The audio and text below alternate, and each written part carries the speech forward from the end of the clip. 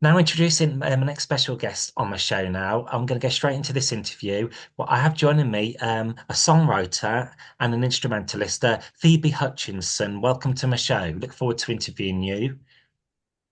Thank you so much. It's a pleasure to be here.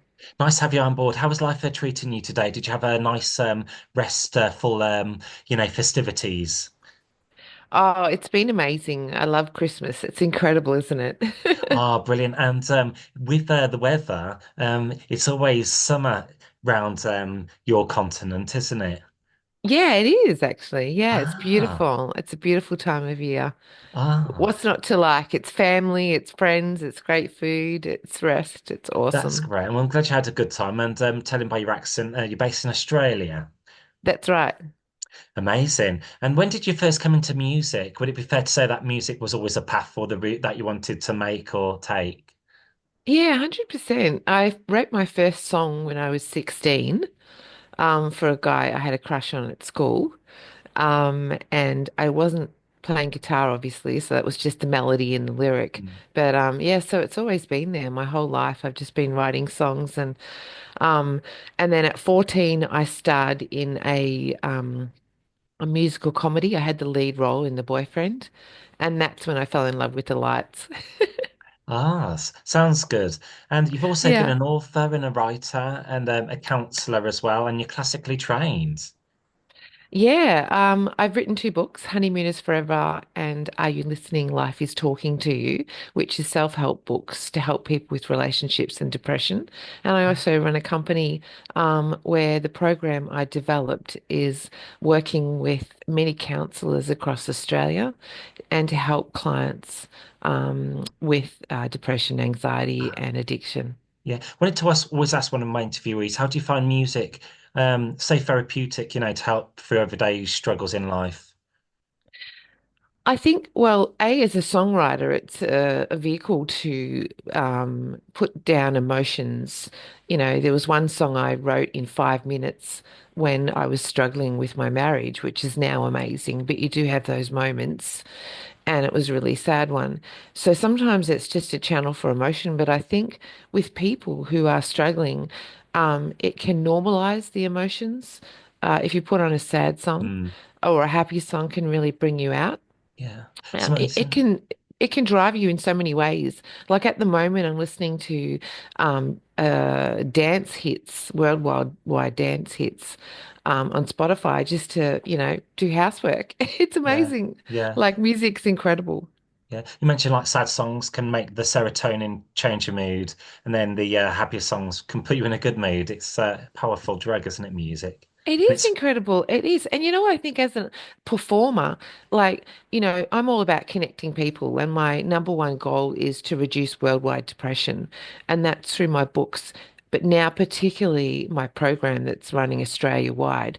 But my songs and even cover songs, like when you're in, well, I'm in a band, Laurel and Phoebe mm, band, and when I'm on stage, my goal is to connect everyone in that place and music does that. yeah. So it's a connection. It's spiritual. It's just beautiful. It's absolutely magic.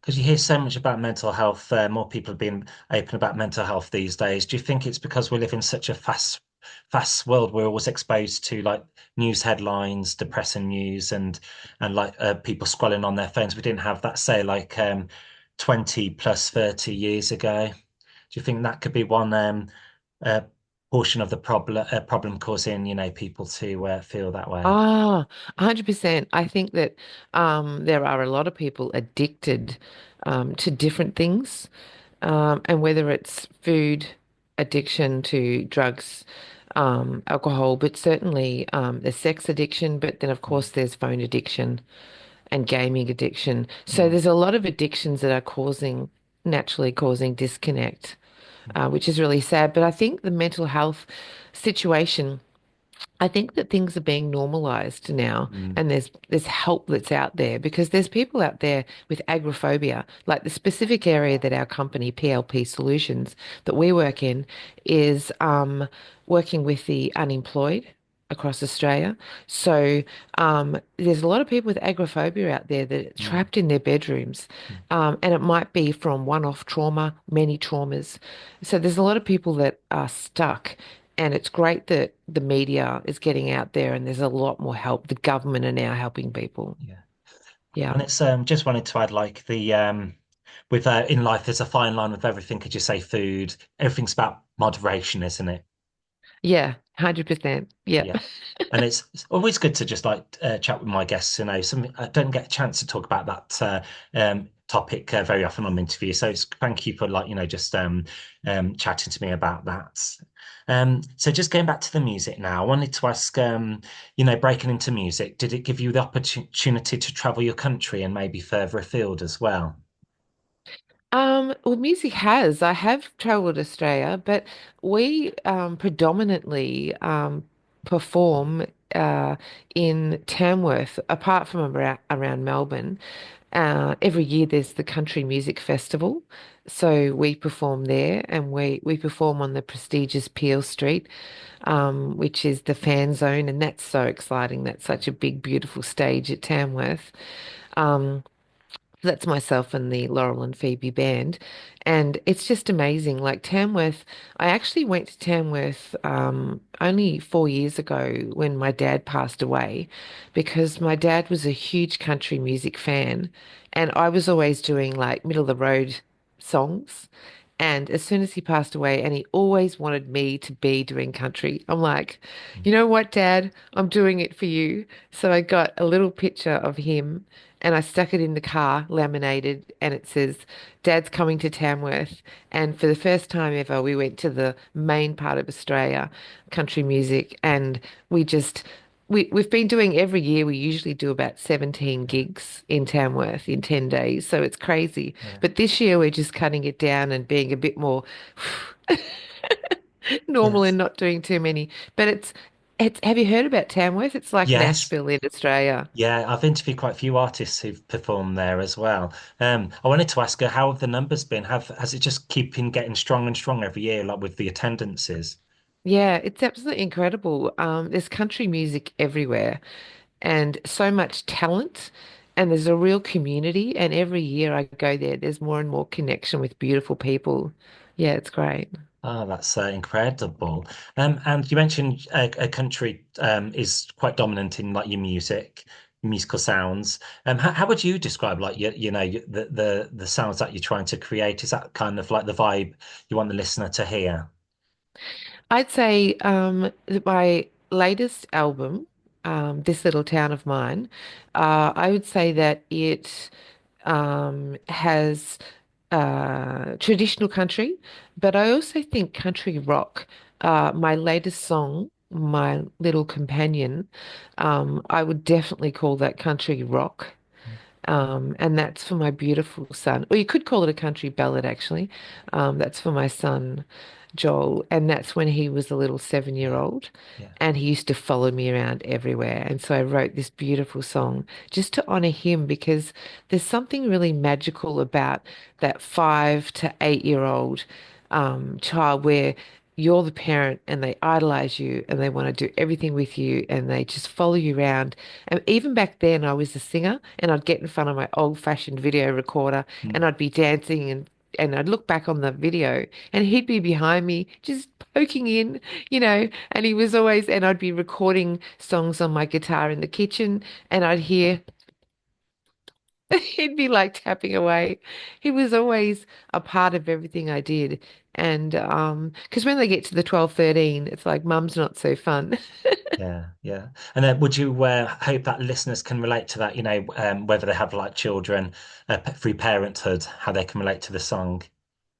Yeah, look, I think so. My Little Companion is just all about how the innocence of our beautiful children and how they do everything we say, they repeat, and how they are our little shadows. And the chorus is you're an angel with your wings inside, because he is an angel, and both of my beautiful boys are angels. Yeah. The other beautiful son, he's actually in our band. He's the drummer. Ah, So he's followed our musical yeah. pursuits. Yeah, because everyone can connect to the record, even if they're uncles or they have friends who have children who are, were part of their life.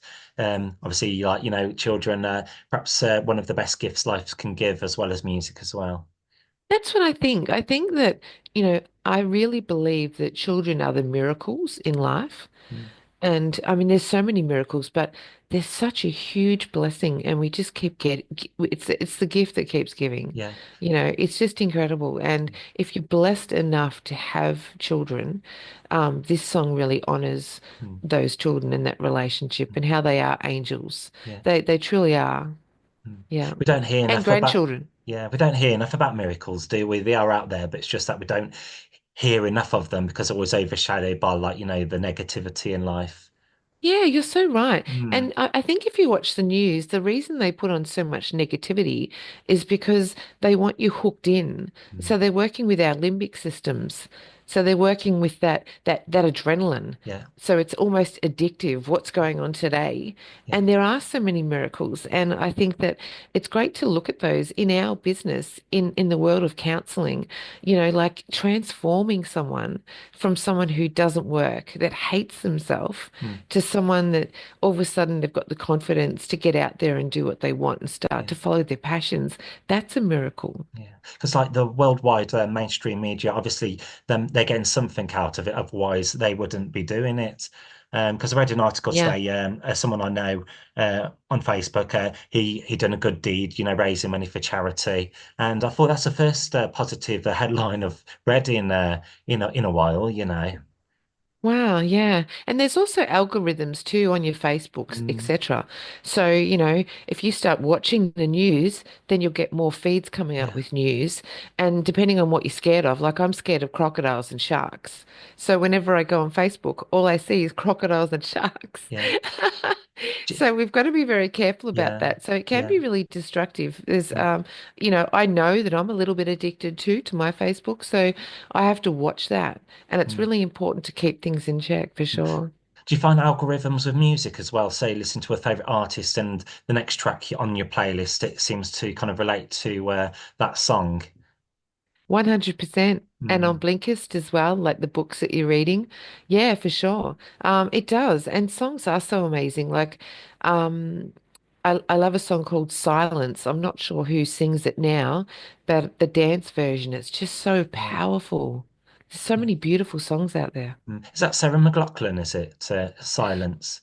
Oh, yes, that's Delirium. That's one of my all-time favorite Oh, songs. yeah. I love that. There's a nice stripped back version of that as well. They kind of made a nice laid back version of it as well. So they've done a fast Yeah, they song and have. a slow one. It's a banger that is. Wow, that's so fantastic. Because Yeah. one of my first or second album, I think it was my second album, I've got a dance hit on there. Oh, Um, yeah, so I did some dance in my second album. That was a 10-year journey. I had a beautiful guitarist take his life mm, many years ago in 1997. And so I stopped working in covers and just spent 10 years recording. I was just so upset. It was devastating. mm, That's actually one of the reasons why I spent 5 years on my second book to help people with depression because mm, of my beautiful friend who took his life. mm. Yeah, it's really horrible. Yeah, I understand. I just wanted to touch on another track that she released. It's called "I Won't Miss You." How would you describe this song? Oh, thanks for asking. I won't say I miss you. Yes. That's it's bizarre, isn't it, that title? But I wrote that for my dad, because so many people, family will say to me, "Oh, I really miss dad. I miss dad." And I won't say that because I think that's too heartbreaking to say that because that's a full acknowledgement of dad never being here, never having another hug. So I wrote the song to encompass my feelings, which is really, I won't say I miss you because you're always there, Mm, mm, because I'm always seeing him in the magpies. I'm always feeling him like at night sometimes, you'll have a dream, or sometimes in the middle of the day, I'll just sense him. And sometimes I'll just sit down and think, what would Dad think? And sometimes I really feel like he's right there, Mm, even if it's like 15 seconds. yeah. So I think that saying I miss you, to me, it's flipping it into I'll never see you again, you're not here. Whereas in reality, I feel like he's there in my son's eyes. Mm, That's one of the words in the songs. yeah. So I won't say I miss you is all about acknowledging that he hasn't gone. There's snippets where he's here. Mm, And it's so beautiful. mm. They say that the essence of a person never leaves you. They're not too far away, like loved ones. Yeah, I love Mm, that. That's mm, really true. That's mm, so mm, true. Yeah. And it just helps too, because I think that, the most devastating thing you could think when you've lost someone as incredible as a parent is to say to yourself and to think, you know, I miss you. I'll never hug you. Like even to say it now, I'm trying not to connect to it because it's it's such a sad thing. Whereas I prefer to think you're there in the times when I need you. I can call on you. I can remember you. I can even his inheritance.